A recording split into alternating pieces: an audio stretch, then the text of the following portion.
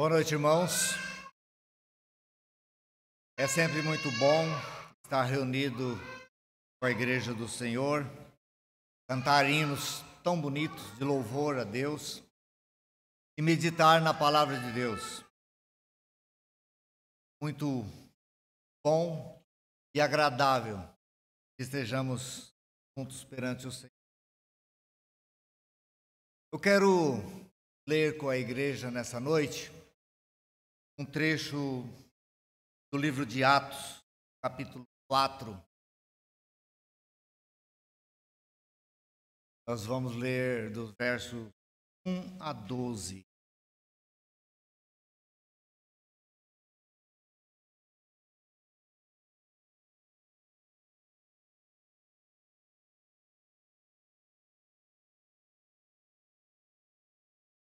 Convido a igreja aos que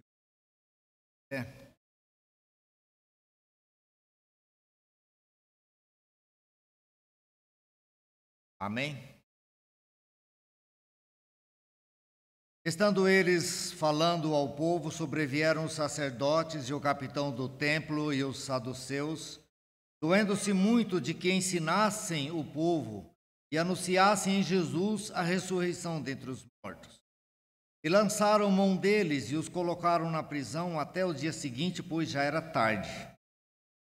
Muitos, porém, dos que ouviram a palavra creram, e chegou o número desses homens a quase 5.000. E aconteceu no dia seguinte reunirem-se em Jerusalém os seus principais, os anciãos, os escribas, e Anás, o sumo sacerdote, Caifás e João e Alexandre, e a todos quantos havia da linhagem do sumo sacerdote. E pondo-os no meio, perguntaram: com que poder ou em nome de quem fizestes isto? Então Pedro, cheio do Espírito Santo, lhes disse: principais do povo e vós, anciãos de Israel, visto que hoje somos interrogados acerca do benefício feito a um homem enfermo e do modo como fora curado, seja conhecido de vós todos e de todo o povo de Israel que, em nome de Jesus Cristo, o Nazareno, aquele a quem vós crucificastes e a quem Deus ressuscitou dentre os mortos, em nome desse é que são diante de vós. Ele é a pedra que foi rejeitada por vós, os edificadores, a qual foi posta por cabeça de esquina. E em nenhum outro há salvação, porque também debaixo do céu nenhum outro nome há dado entre os homens pelo qual devamos ser salvos. Pai Santo, mais uma vez estamos diante da Tua Palavra, de tão grandes feitos que o Senhor tem feito e está registrado para nosso conhecimento, para o nosso aprendizado, para que esteja moldando toda a nossa vida, todo o nosso viver, toda a nossa maneira de pensar, que seja dirigido conforme a Tua vontade. Que estejamos aprendendo, Senhor Deus, o que a Tua Palavra diz, não por nossa capacidade de compreensão e não por nossa capacidade de falar, mas pelo Teu Santo Espírito que está nos orientando, Senhor Deus, a ver toda a grandeza da Tua Palavra, toda a grande obra feita a nosso benefício, Senhor. Por isso, nós oramos agradecidos em nome de Jesus. Amém. Os irmãos podem se assentar.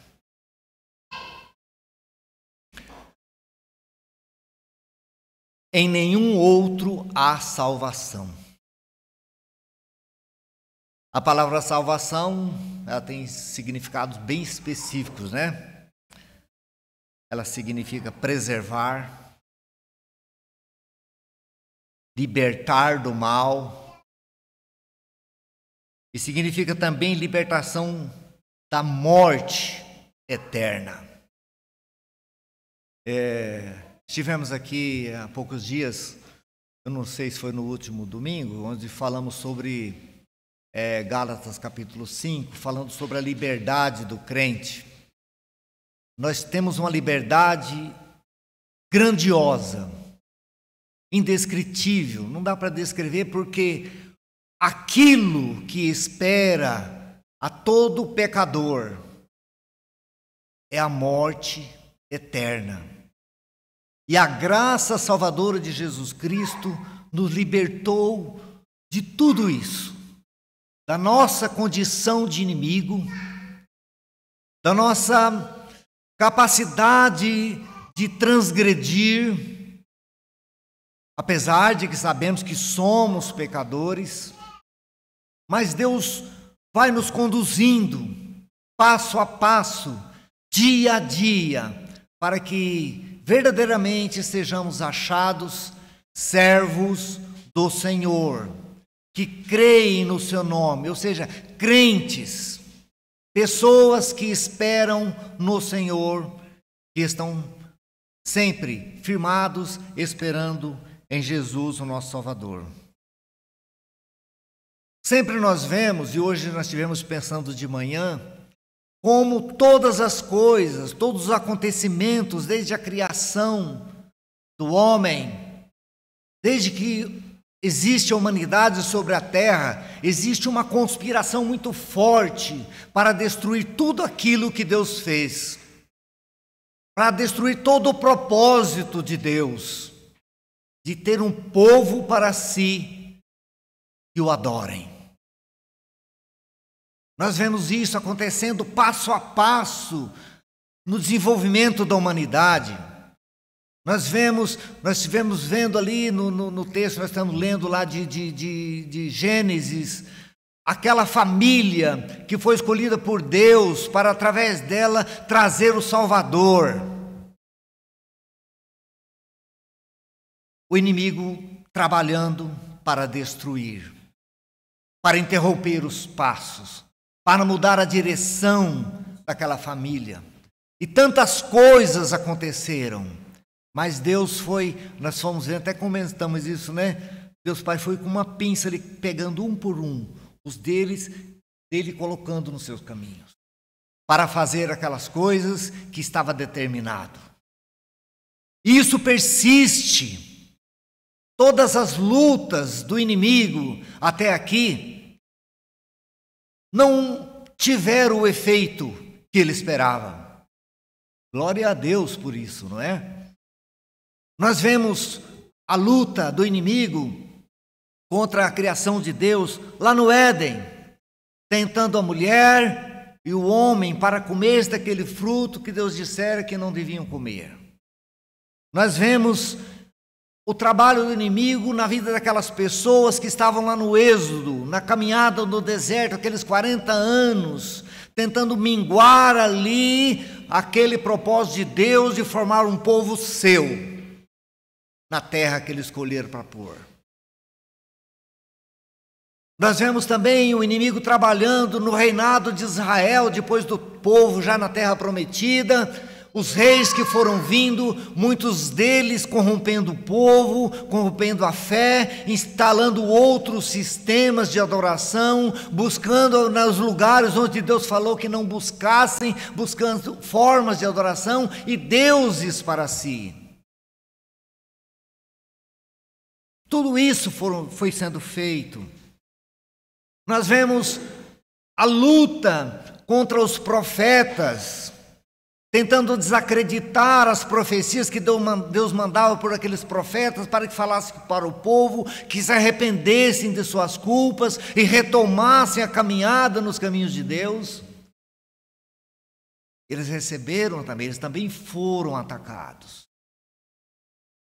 E nós vemos também, depois do nascimento de Cristo, a luta do maligno incansável, tentando de alguma forma corromper aquele propósito que estava em andamento. A tentação de Cristo, né? Aqueles 40 dias, ele esteve ali e lutando, e todas aquelas coisas, o povo que era o chamado povo de Deus ali, trabalhando contra ele, uma conspiração constante, dia e noite, tentando minar a resistência, o propósito, desviar a palavra que estava sendo ensinada. Essas coisas vêm acontecendo desde lá da fundação do mundo, desde quando Deus criou o povo. Nós vemos isso acontecendo aqui, assim como aqui nessa passagem que acabamos de ler, de Atos capítulo 4, aqueles apóstolos sendo oprimidos, sofrendo consequência, porque estavam falando no nome de Cristo, o inimigo trabalhando ali. E ele continua trabalhando nas igrejas, no meio do povo de Deus. Quantas igrejas que nós vemos, às vezes, praticamente morrendo, porque os caminhos vão sendo desviados, a direção vai sendo mudada, o entendimento que deveria estar ali direcionando os passos daqueles crentes está sendo alterado, está sendo corrompido. E as pessoas, muitas vezes, muitas delas se perdendo ainda. É uma constante. Nós sabemos, todos nós sabemos, no nosso viver diário, as tentações que sofremos, os ataques que sofremos em nossos lares, no nosso trabalho, onde quer que a gente vá, onde tenha conhecimento, alguma coisa, alguém, de alguma forma, está tentando minar a nossa resistência, a nossa persistência em continuar nos caminhos do Senhor. O inimigo não cansa.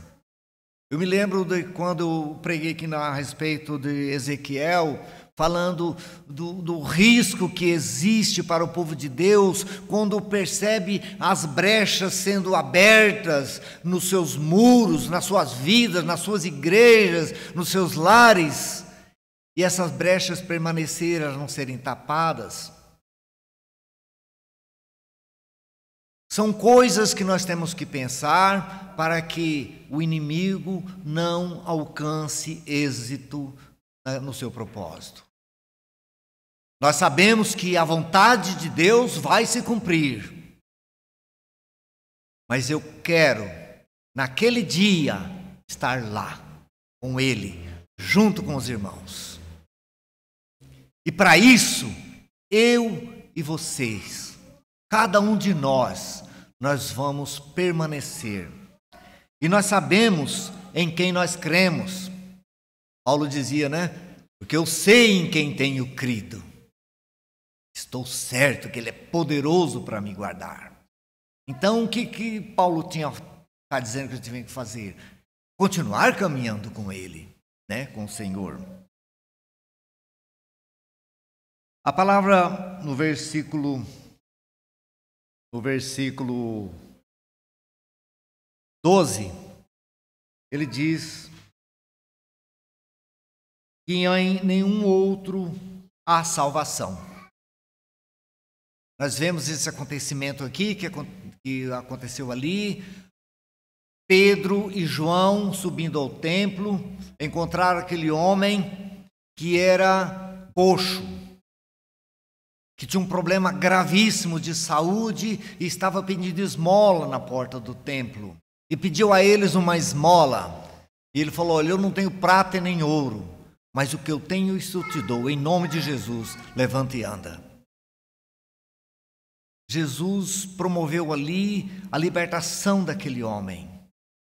Nós sabemos qual é o propósito de Deus. Qual é o propósito da vinda de Cristo aqui? É trazer o Evangelho para nos salvar, não apenas de nossas enfermidades, mas principalmente a nossa salvação, a salvação de nossas almas, para que continuemos sendo o povo seu.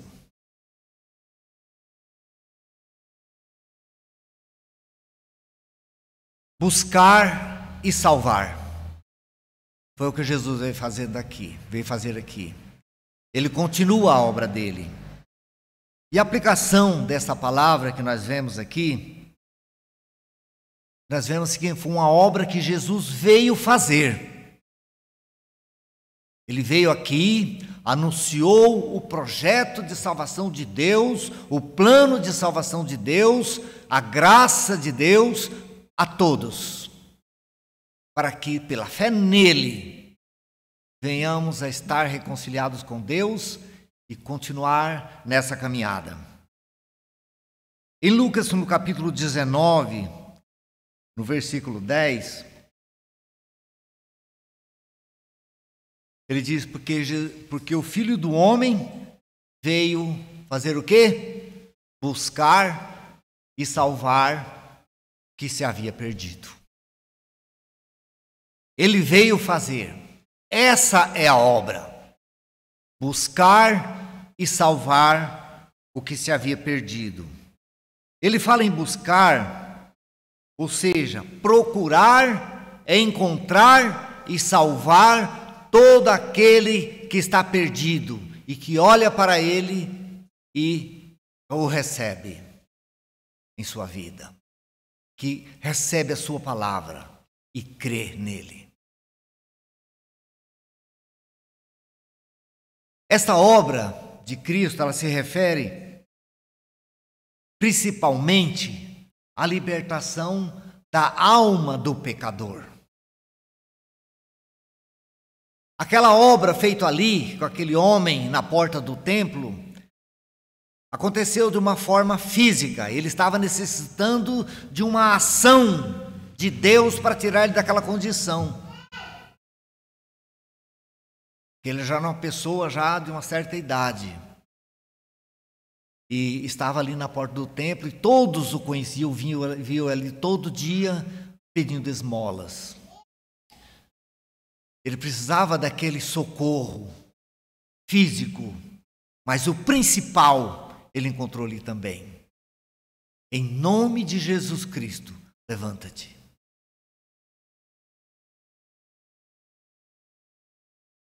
A libertação da alma do pecador. Em Mateus capítulo 1, versículo 21,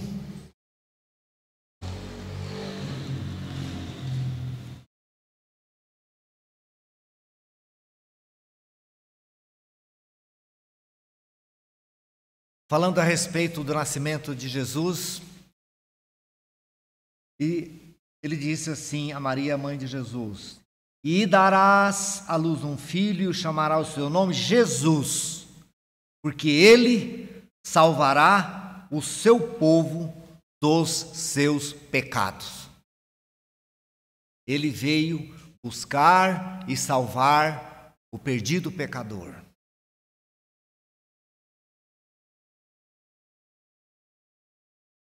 O problema do pecador é que ele precisa saber o que o espera no final da sua caminhada. Aí entra nós, os crentes. Assim como Pedro falou para aquele homem: em nome de Jesus Cristo, levanta-te.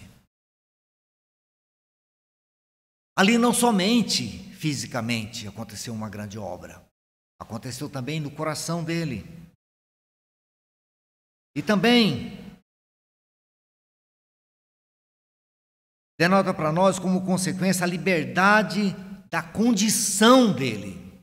Não é somente aquele estado em que ele estava, a sua condição de perdido. Cada um de nós, quando estávamos lá no mundo, nós estávamos perdidos e não sabíamos. Nós estávamos inseridos numa condição de destruição de nossa vida, do nosso corpo e de nossa alma. É muito profundo o que Jesus veio fazer aqui. É muito grandioso o que ele veio fazer aqui. A liberdade de todos os males que o pecado expõe o homem e, principalmente, a liberdade que recebemos de um relacionamento com o Pai. Jesus veio buscar e salvar pecadores, dando condição para nós, a cada um de nós, que nós possamos ter comunhão com o Pai.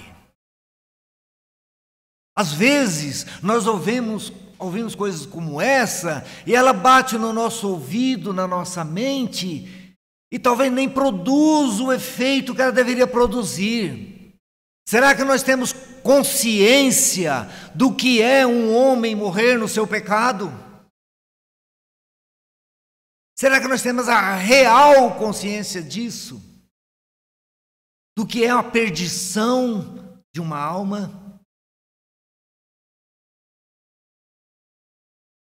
Seria uma coisa a partir dessa compreensão, de nós sairmos daqui depois do culto e correndo a alguém que nós conhecemos e falando: eu não quero que essa pessoa se perca. Eu preciso levar a palavra de Deus até ela. Assim como aquele homem recebeu naquele dia o nome de Jesus, doce ao seu ouvido, quantas pessoas também precisando, amigos, colegas de trabalho, familiares, muita gente.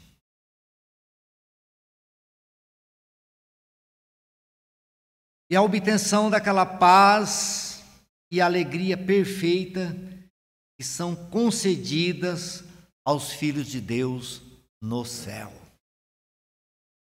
Olha, ela não só se refere a uma vida de confiança aqui, mas de uma certeza de, no céu, estarmos junto a Deus. E ser aqueles adoradores perfeitos de Deus, já remido de todo pecado, já livre dessa carne que tende ao pecado, que busca o pecado, a opressão do pecado, né? Vamos dizer assim. O pecado oprime. Ele engana muito as pessoas que estão ali vivendo daquela forma. Mas ele oprime a alma. Ele destrói. E no primeiro ponto que eu quero ver com os irmãos, ele estava falando sobre o homem que for curado. A salvação de um mal que aquele homem vivia desde o seu nascimento. Num primeiro momento, ele estava falando disso. E essa libertação foi realizada pelo poder de Deus em nome de Jesus. A menção disso deixa claro e lembra que a salvação maior, mais importante do pecado e da morte, era o objetivo de Jesus.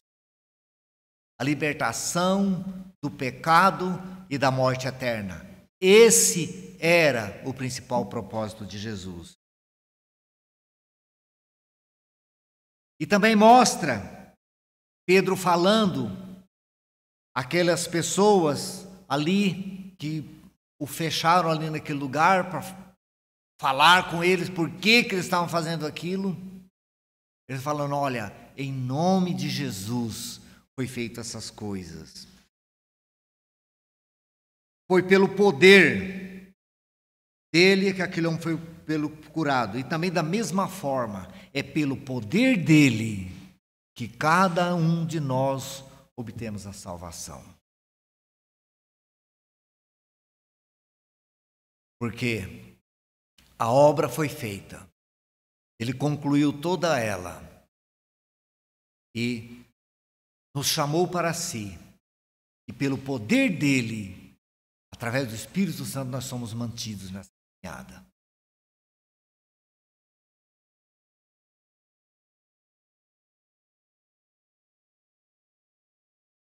A libertação de qualquer calamidade temporal deve conduzir o nosso entendimento para uma finalidade, que é a redenção, que é muito mais elevada de qualquer problema terreno que nós possamos ter. A redenção de nossas almas. Ele foi lá e nos remiu, nos comprou um altíssimo preço pelo seu sangue, para que pela fé prossigamos nesse caminho, prossigamos firmes, olhando para Ele. Foi pelo poder dele que Ele fez tudo isso, pelo amor.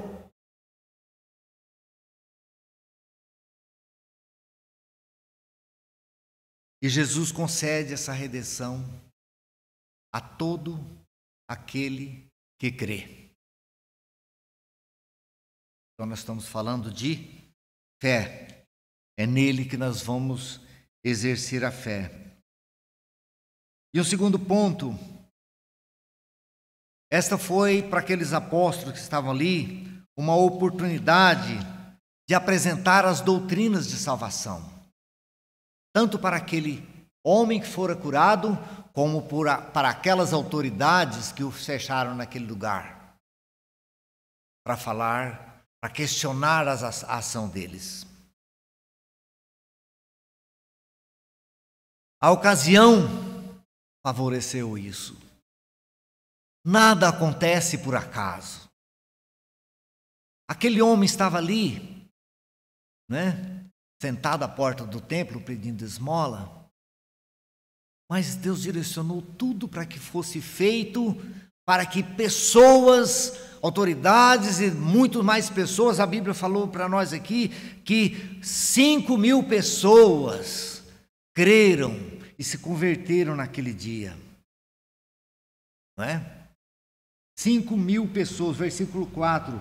Muitos, porém, dos que ouviram a palavra creram, chegou o número desses homens a quase 5.000 pessoas. Olha como Deus vai trabalhando, usando todos os recursos disponíveis. Ele usou ali, curou um homem, tirou aquele homem daquela situação deplorável e sofrida dele e deu a ele o nome de Cristo. E através daquele acontecimento, daquele fato, Deus usou isso para levar a doutrina do Evangelho àquelas pessoas, àquelas autoridades. Porque todos precisam ouvir do grande amor de Deus. Ninguém pode deixar de ouvir, não é?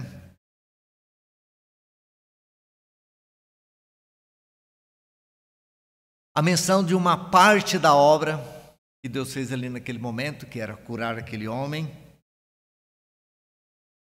Jesus convidava todas aquelas pessoas para a contemplação de algo muito maior. Eu disse agora há pouco que nós precisamos selar, girar uma chavinha no nosso entendimento para que tivéssemos a noção exata da grandeza. Mas sabemos das nossas limitações.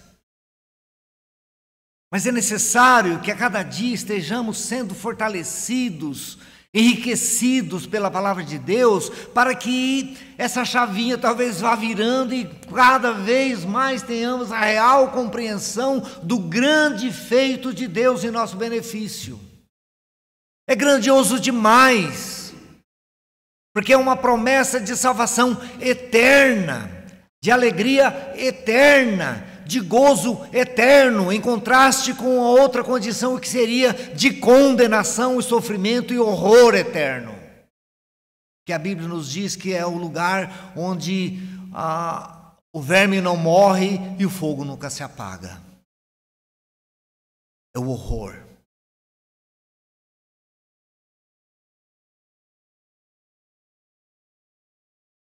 Pedro não teria feito justiça ao caráter e obra de Cristo se não tivesse introduzido aquele grande desígnio que tinha por objetivo salvar as pessoas do inferno. O desígnio de Cristo, o propósito da vinda de Cristo é salvar. O propósito dele é resgatar o pecador. Por isso ele disse para nós: ide, anunciar o evangelho a toda criatura, para que creiam e sejam salvos.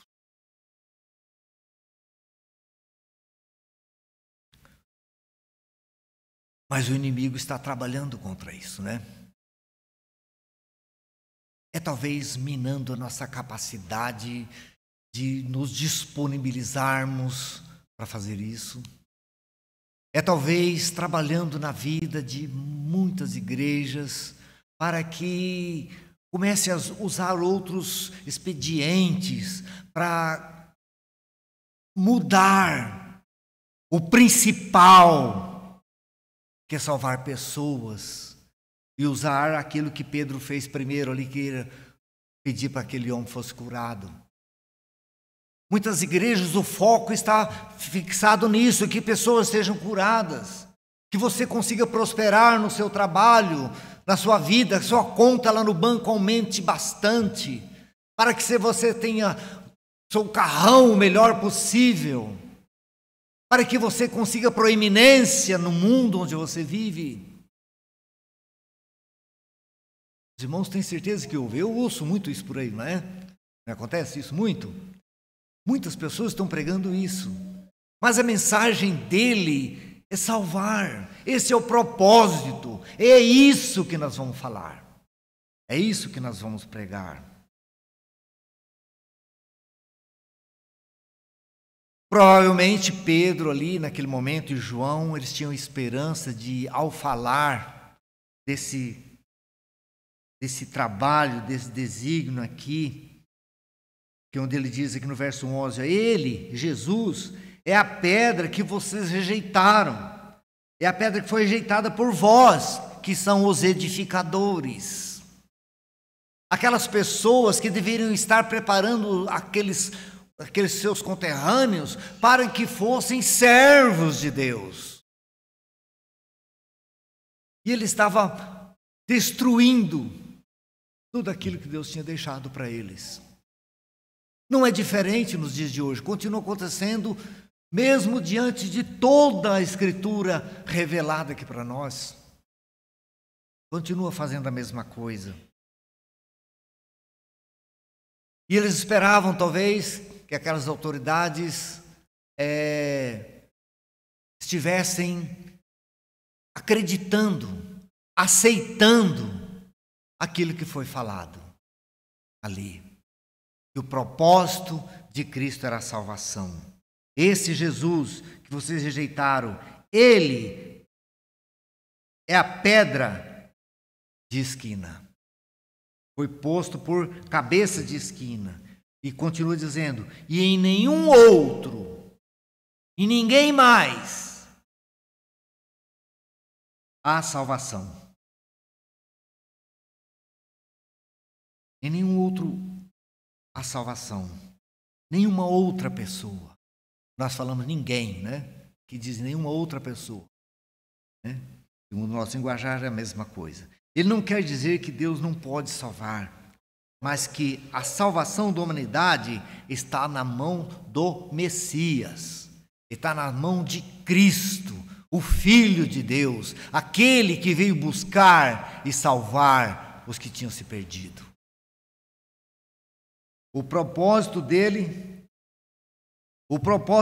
estava sendo cumprido, estava em andamento e persiste, continua até o dia de hoje, e nós devemos estar então atentos a isso. Nenhum outro nome, nenhum outro expediente, nenhuma outra forma de agir, nenhum outro modelo existe para que alguém seja salvo.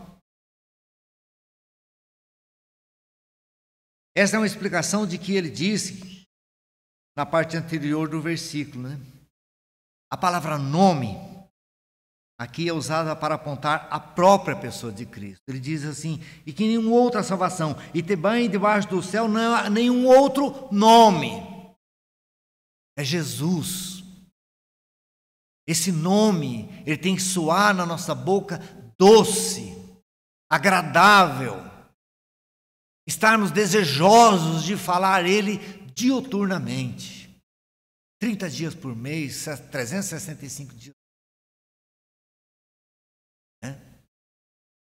porque ele veio fazer um propósito, cumprir um propósito grandioso.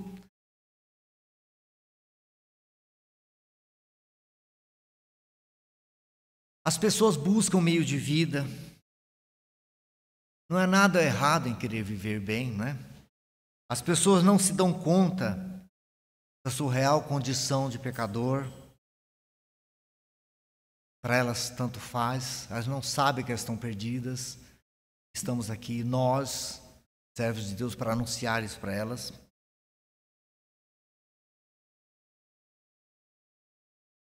Alguém diz a respeito das igrejas que nós vemos corrompendo. Sim, eu já ouvi muito isso. Você tem que estar na igreja, no lugar onde você se sinta bem. Será que é assim? Nós temos que estar no lugar onde a palavra de Deus é ensinada. Onde essas coisas estão sendo lembradas para cada um de nós. Sempre digo, né? Nós estamos aqui, não um pregador que sobe aqui para ensinar, mas para lembrar cada um daquilo que vocês já sabem. Que Jesus veio buscar e salvar o que se havia perdido. Isso tem que ser anunciado. Esse propósito não pode mudar. Onde você está, te satisfaz? Essa pergunta pode ser feita de duas formas, né? O lugar onde você está ou em quem você está. Opa! Um pouco, né? A minha igreja me satisfaz? Se ela está em Cristo, sim. Mas se ela começa com devaneios, né? Eu estou em Cristo, então isso me satisfaz. Essa deve ser a nossa consciência. Nossa real consciência de como devemos ser. Qual é a base da nossa satisfação? É saber que Cristo veio buscar pecadores como nós. É que Cristo veio nos resgatar. O que nós adquirimos aqui, enquanto igreja do Senhor, é o bastante para nos tornar, assim, moldados ou adequados ao ensino da palavra de Deus? Não sei se eu expressei bem. Será que nós estamos sendo, pela palavra de Deus, no lugar onde estamos, sendo conduzidos a ser servos fiéis? Acho que é isso, né?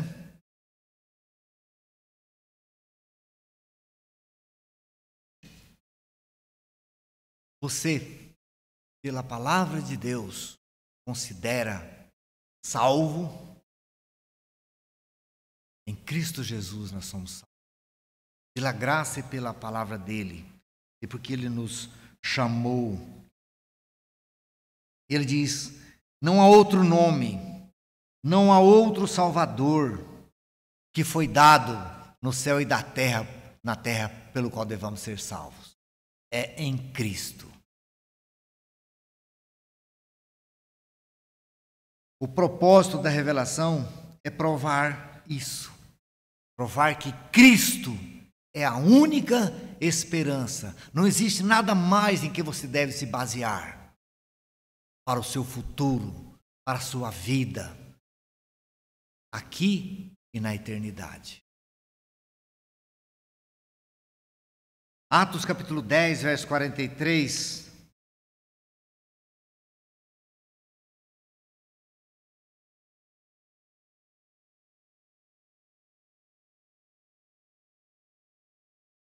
Atos 10, 43, diz assim: a este, referindo-se a Jesus, né?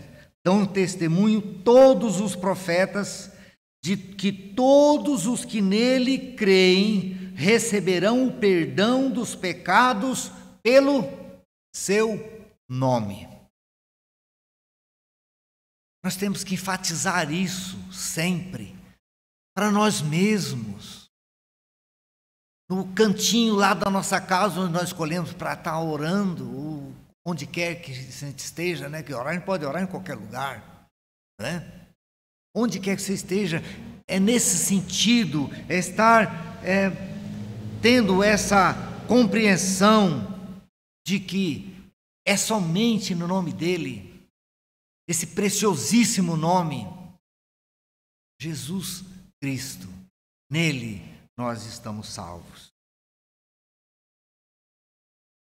Essa expressão, ela não difere assim, materialmente, está dizendo entre os homens, da seguinte ideia: entre os homens, entre os seres humanos, não existe ninguém. Ele está dizendo para nós que é a mesma coisa, que entre pregadores lá da época, os edificadores que a Bíblia chamou ali, entre aqueles homens e todos os demais, entre os seres humanos, ele é o único. É o único pelo qual nós devamos ser. Qualquer um. E também é para dar ênfase ao sentido de que a salvação deve ser obtida somente por Cristo, e não em qualquer patriarca, né? Ou profeta, ou mestre, ou um rei, ou pastor, a ninguém, ou qualquer falso Messias que apareça por aí, ou a qualquer religião. Você é salvo por Cristo. Você não é salvo porque alguém lá num determinado dia falou assim: faz a seguinte oração, e foi ditando uma oração para você fazer. Pronto, você está salvo. Essa é a maior falácia. Você é salvo porque crê no nome de Jesus. Você é salvo porque esse nome para você é precioso. Você tem consciência de que Ele fez toda a obra. Desde lá dos tempos dos patriarcas, que foram chamados, desde Abraão foi chamado da Mesopotâmia, escolhido ali, que já vinha de uma linhagem de Sem, que originou lá de Noé, e foi vindo, e foi trazendo todos aqueles homens, e foram sendo escolhidos, Deus pegando um a um, colocando pecadores que eram, e colocando e separando, para que ali, daquela pessoa que Ele escolheu, nascesse o Cristo segundo a carne. Agora, esse Cristo é o Salvador. Em nenhum outro nome há dado entre os homens, qualquer que seja, pelo qual devamos ser. Nenhum outro. Isso não pode perder espaço na nossa mente. Devemos ser conscientes disso. Não existe uma outra palavrinha. Um terceiro ponto que eu quero ver com os irmãos é a respeito de palavra foi dado. E não há e nenhum outra salvação, porque também debaixo do céu nenhum outro nome há, dado entre os homens, pelo qual devamos ser salvos. Essa palavra dado, ela está dizendo assim basicamente para nós, que não existe nenhum outro nome que qualquer homem pode ter, que venha a ser o Salvador, para que possa ser o Salvador.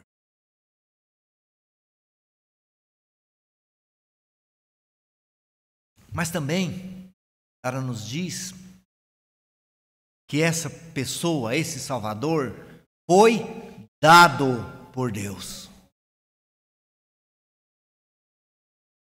Deus nos deu o Salvador.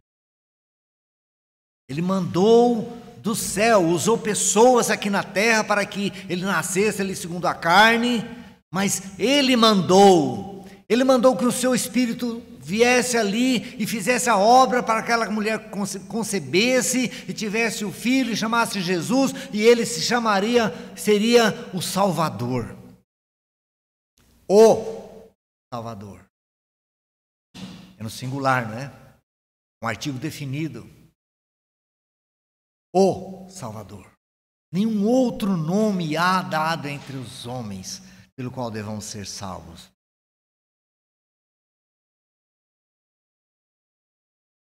Nesta palavra está implícito que salvação tem origem em Deus.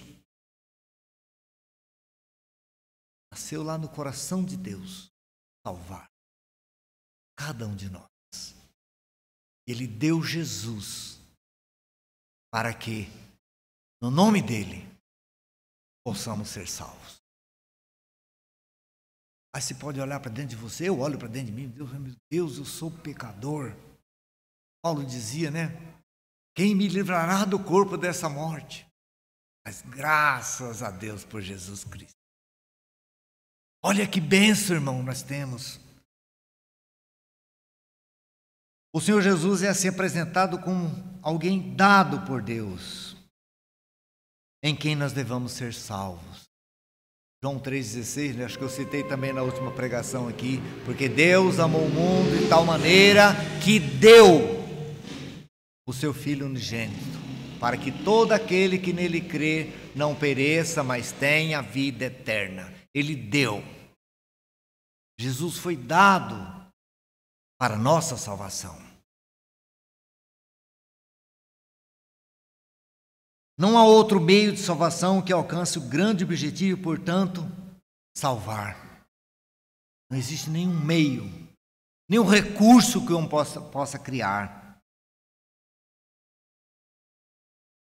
Portanto, ser salvo deve ser desta forma, por este plano, o plano de Deus, que deu Jesus para nos salvar.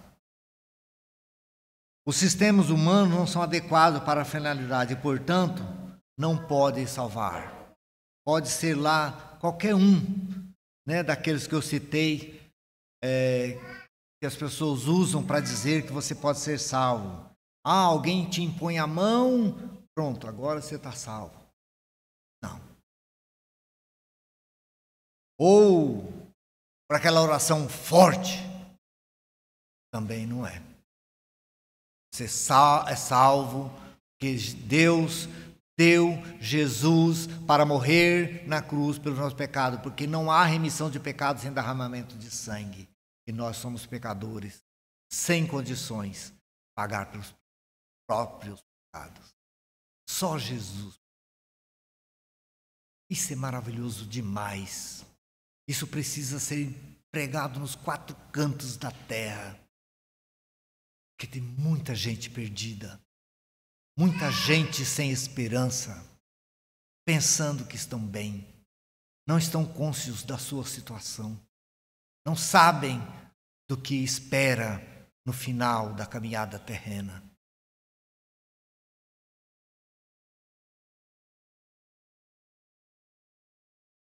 A doutrina de que as pessoas não podem ser salvas, de que as pessoas só podem ser salvas por Jesus Cristo, é ensinada em toda a Escritura. A Escritura inteira fala isso. Somente por Jesus Cristo. E mostra também o fracasso de todos os outros sistemas religiosos que foram criados. Filosofias, tantas coisas foram criadas pelo homem. Para que você alcance de alguma forma ser aquela pessoa perfeita. Olha lá, faça muitas esmolas.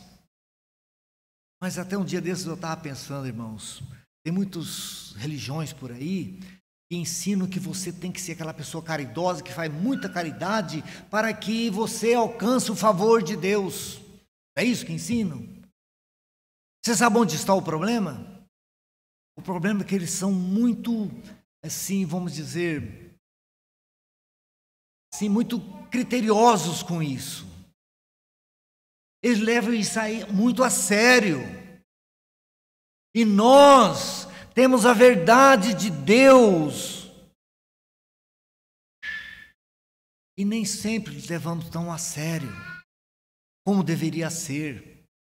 Não somos fiéis aos mandamentos, ao mandamento real de Deus, para que pessoas ouçam essa grande informação que nós temos.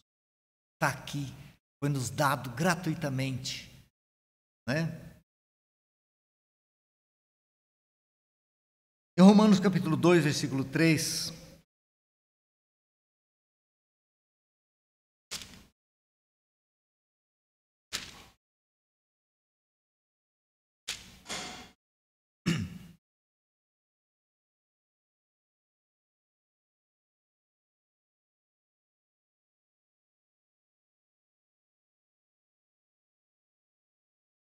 e diz assim: E tu, ó homem, que julgas que fazendo tais coisas, cuidas que fazendo-as tu, escaparás dos juízos de Deus?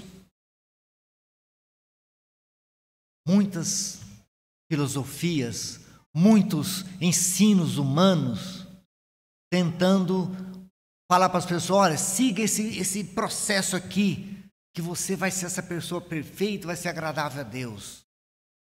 E a palavra de Deus para ela: você julga que se você fizer também essas coisas, você vai escapar do juízo?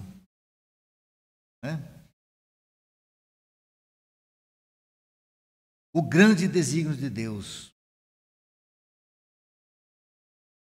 é mostrar que Jesus é a única esperança, que Jesus é o único caminho, que não há outro meio, que todos devemos olhar para Ele. Aí a nossa pergunta é: por que só Jesus pode salvar e intermediar Deus e os homens? Porque Ele é o único que foi dado por Deus para esse fim. É o único.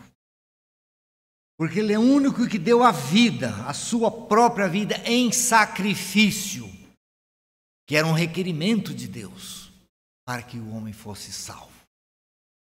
Ele é o único que tinha também condições para isso, ninguém mais. Por isso Ele foi dado por Deus para nos remir dos nossos pecados. Em Hebreus capítulo 10, versículo 12, diz assim: Mas este, havendo oferecido para sempre um único sacrifício pelos pecados, está assentado à destra de Deus.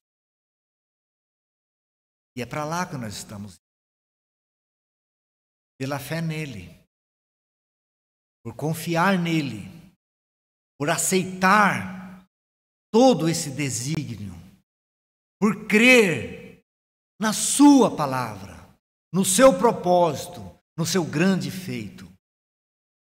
Nós estamos indo para lá. A nossa salvação é o único motivo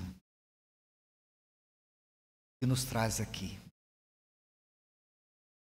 que nos coloca aqui como igrejas do Senhor. É o único motivo que temos para nós congregarmos, para nós cantarmos louvores aqui, Senhor, para orarmos, buscar a face dEle, a graça dEle, concedida a nós, que nos deu essa salvação, é que nos move para isso. Ela que dá também para nós a alegria de estar reunidos como igreja. Se Deus não for honrado com nossas vidas, que serve, né? Tudo que fazemos, porque Ele deu seu Filho. Quer honrar a Deus? Esteja em Cristo. Creia nele. Espere nele. Saiba que Ele é o único Salvador. Amém?